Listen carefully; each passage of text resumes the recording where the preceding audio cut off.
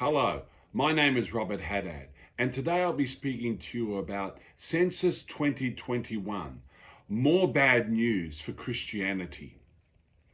During the last 7 days, we have received two sets of statistics that are bad news for the Catholic Church, stemming out of Germany and Australia.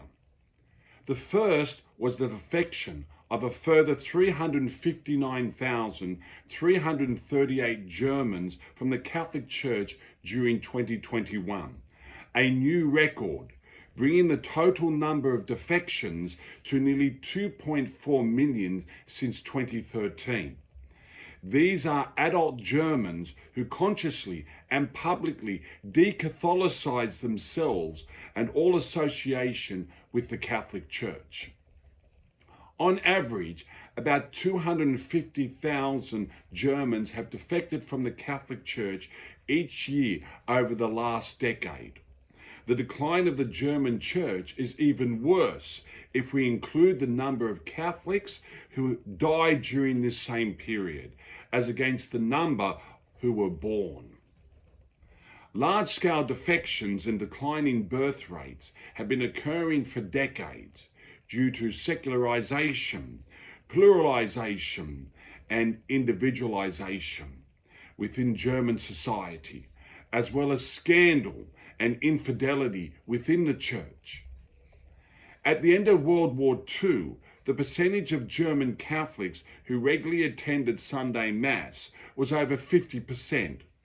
It has now shrunk to 4.3%. At the current rate of decline, the percentage of Germans identifying themselves as Catholics will drop to 15% by 2060, down from 30% in 1991. The chairman of the German Bishops' Conference, Bishop Georg Batzing, stated in response to the 2021 statistics that he was, quote, deeply shocked by the extremely high number of people leaving the church. So should we all. The situation within the Catholic Church in Australia is not as bad as in Germany.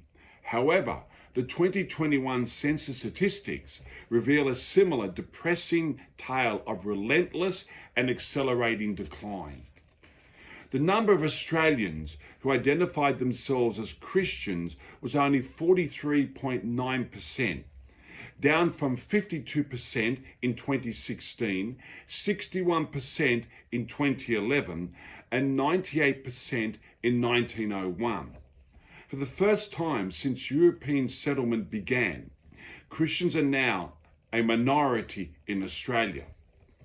Only 20% of Australians identified themselves as Catholics, down from 22.6% in 2016 and 26% in 2011. The number of Catholics is now just over 5 million, a decline of over 200,000 since 2016. Other Christian denominations in Australia are generally experiencing similar or even worse declines.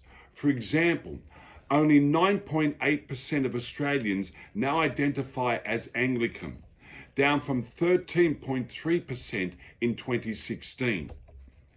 Meanwhile, non-Christian religions such as Islam, 3.2%, Hinduism, 2.6%, and Buddhism, 2.4%, continue to grow, primarily due to immigration, higher birth rates, and proselytism.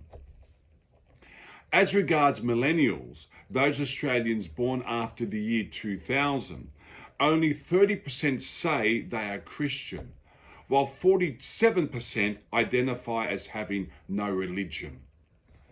Most disturbing was the rise in the total number of Australians now identifying themselves as no religion, up from 30.1% in 2016 to 38.9% in 2021.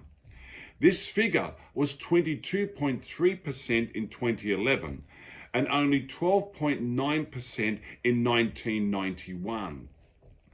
The only bright spot was the percentage of Australians who attend church, which has remained steady at around 10% over the past decade.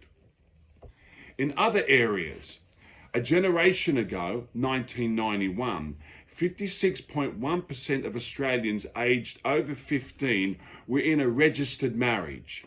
In 2021, this figure was down to 46.5%. Meanwhile, the number of divorces in Australia in 2021 was just over 49,000, a record high.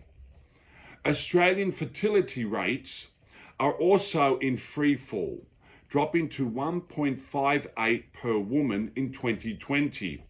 The replacement rate is 2.1.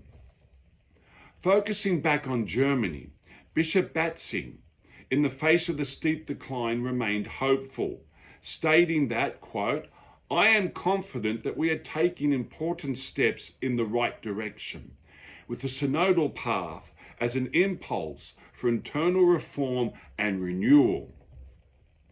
Such a statement, however, convinces me that there is little to no hope for the Church in Germany. The German synodal way aims to overthrow traditional Christian beliefs with respect to marriage and the sinfulness of premarital sex, divorce and remarriage, same-sex activity and transgenderism, to name just a few. It also aims to allow for married priests and ordained women to the ministerial priesthood. Those advocating for such radical changes believe that, once implemented, they will usher in a resurgence of membership as disgruntled Catholics return to the pews.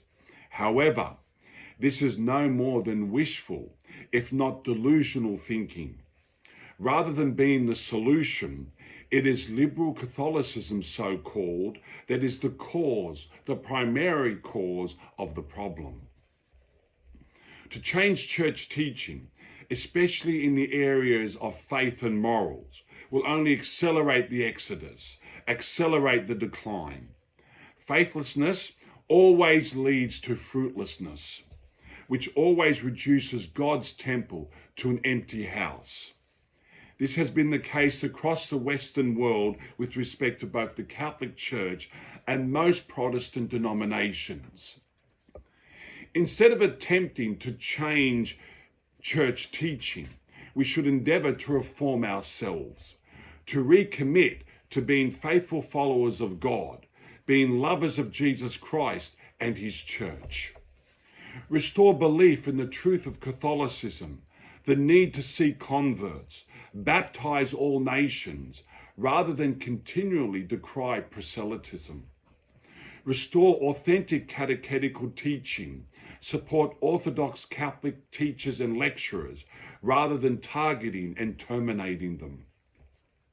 Restore apologetics to provide a reasoned explanation for our hope, and to contest the errors and evils of our age, rather than remaining silent in the face of error.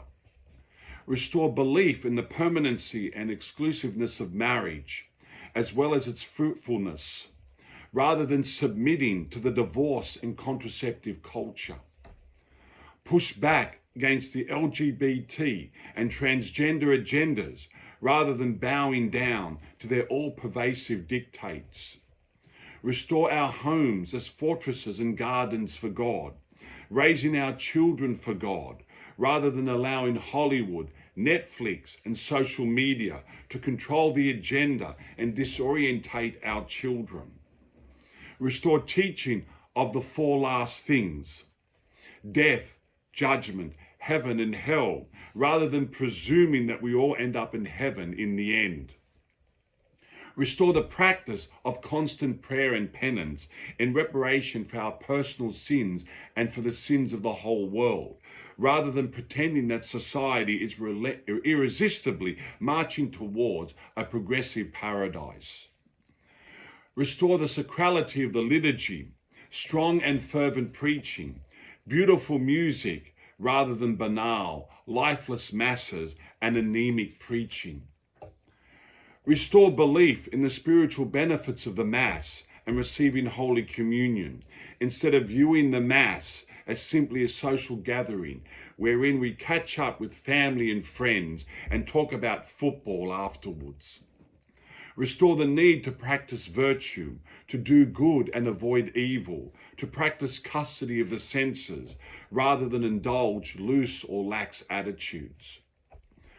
To restore a love of Scripture, belief in its inspiration and inerrancy, biblical literacy rather than biblical ignorance. Restore the practice of popular devotions, especially the Rosary, rather than permeate a smug attitude that considers such practices as out of date or overly pietistic. We have been experiencing failure and decline for over 50 years, not because we have been Catholic, but because we have failed to be. In order to rebuild the future, we need to reclaim what was great in the past, abandon the folly of conforming the church to the world and its maxims, and be prepared to once more conform ourselves and the world to Christ. This is the only true reform, the only true way to restore the church. Thank you and God bless.